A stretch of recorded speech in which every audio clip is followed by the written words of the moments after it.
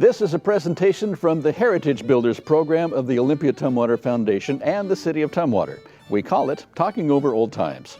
In this episode of the series, I want to highlight an important part of our past. In the 1800s, the church life of early settlers was very important, but most of the small communities couldn't afford a church building or a full-time pastor. The answer to that problem was to share a pastor in the form of the circuit-riding preacher.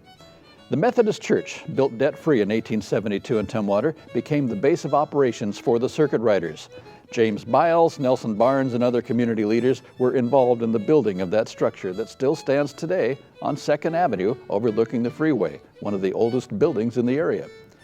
The Grand Mound Circuit, as it was called, was a large one. It required a journey of about 20 miles for one appointment, either walking or on horseback.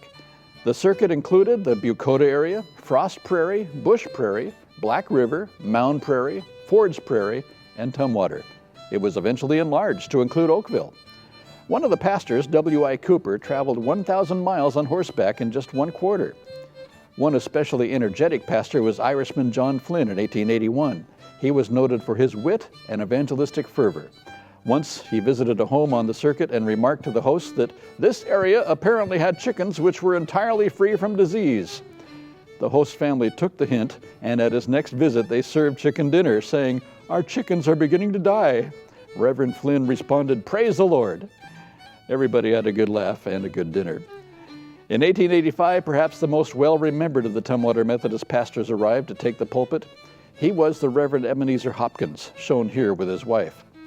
Pastor Hopkins remained at the Tumwater Church for many years, and one of his memories of his arrival was a story he told on himself. Let me quote him directly.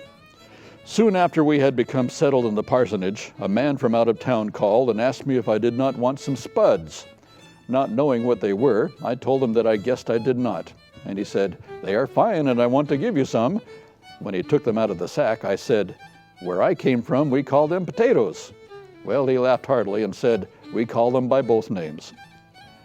Later on, the Reverend was approached with an offer to take all the firewood he could use from a designated area and was told that the bark from the fir trees and stumps made the best fuel. He was offered a spud to help him skin the bark. So Hopkins was confused by that, particularly when he was given an iron bar about 4 feet in length to do the job. It was called a spud. He told the delivery boy that he thought he was going to get a potato. After much laughter, the boy told the pastor, "In this woolly West, we have 2 kinds of spud. One we eat, and with the other we skin logs and stumps." We all make adjustments when moving to a new community, don't we?